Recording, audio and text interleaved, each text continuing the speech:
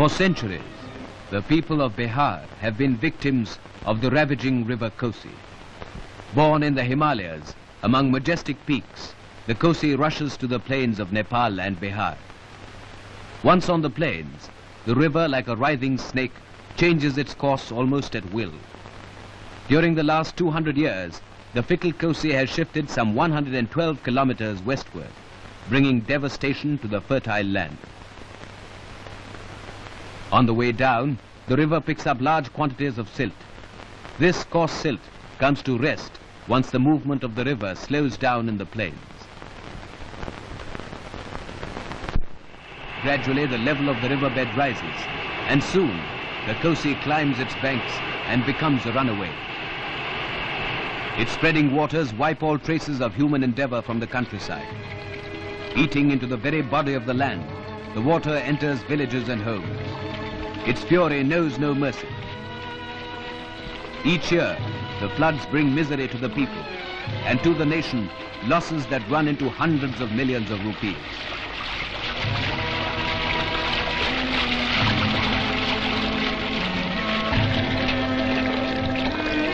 Communications are disrupted, crops are washed away. The land, coated with coarse silt, is rendered dry and arid for generations. Soon after independence, the government of India decided to tame the river. In 1953, after 6 years of investigation by the Central Water and Power Commission, a scheme was approved. The Indo-Nepalese Coordination Committee was formed. The actual supervision of the Kosi project was to be done by the Kosi Control Board, made up of representatives of the state and central governments. The Kosi River Valley project consists of 4 stages. The first is the construction of earthen embankments to hold the river on one course. The second is a protective measure and involves the construction of a barrage on the Indo-Nepal border near Bhimnagar. The third step is the digging of canals in Nepal and North Bihar on both sides of the river Kosi.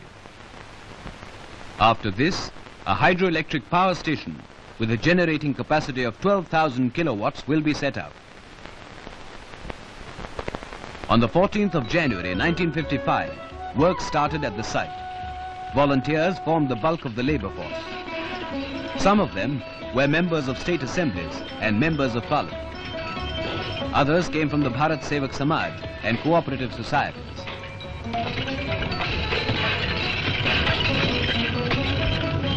The National Cadet Corps and the Auxiliary Cadet Corps lent their help too.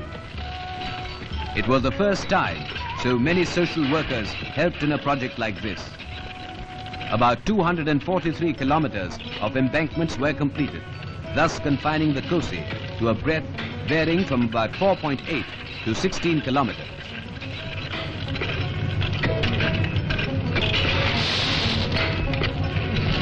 Ring bunds were built around the towns of Mahadevnath and Nirmali to re-protect them from floods. Eventually, 300 villages will be submerged. About 1,015,000 people have to be resettled at a cost of about 21 million rupees. But the cost and the effort are negligible in comparison to the benefits of this river valley project.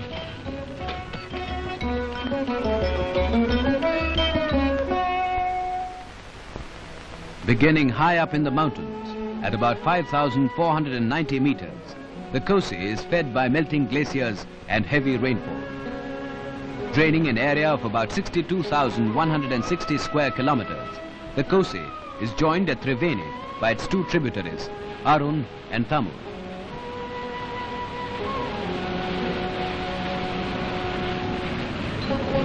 This swollen river, now called the Sapta Kosi, passes the sacred shrine of Barakshetra in Nepal and enters the plains majestically at Chhatra. From there, it moves about 241 kilometers across North Bihar till it meets the Ganga in Purnia district. The Kosi, by flowing through Nepal and Bihar, links them and is the basis of the second stage of the Kosi project. Surveys were conducted and readings taken at the proposed site of the barrage.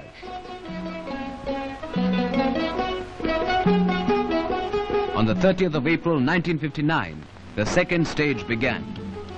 His Majesty the King of Nepal laid the foundation for the barrage. Prime Minister Nehru was also present. The ceremony was another link in the chain of friendship between India and Nepal. For the thousands of people inhabiting the area, the occasion marked the beginning of better times. It meant not only the cementing of an old friendship between two countries, but also a closer contact between neighboring peoples.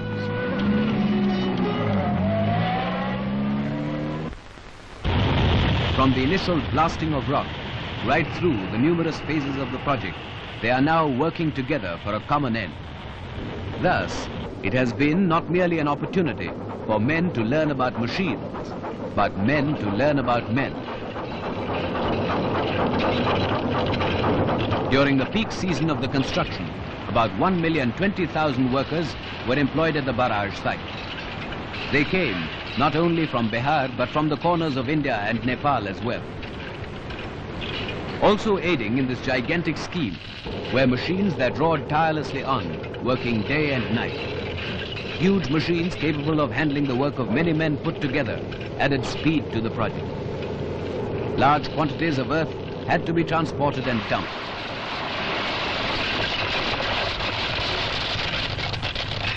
Some of those who had never been out of this hilly region learnt more than they had known before. And along with their knowledge, their standards of living rose too, for the construction of the barrage meant many new jobs. Steadily and with care, the plans were put into practice. Slowly but surely, progress has been made. A solid structure of reinforced concrete has arisen, a structure strong enough to withstand the ferocity of the river coast. On this barrage will rest the protection and safety of millions of people.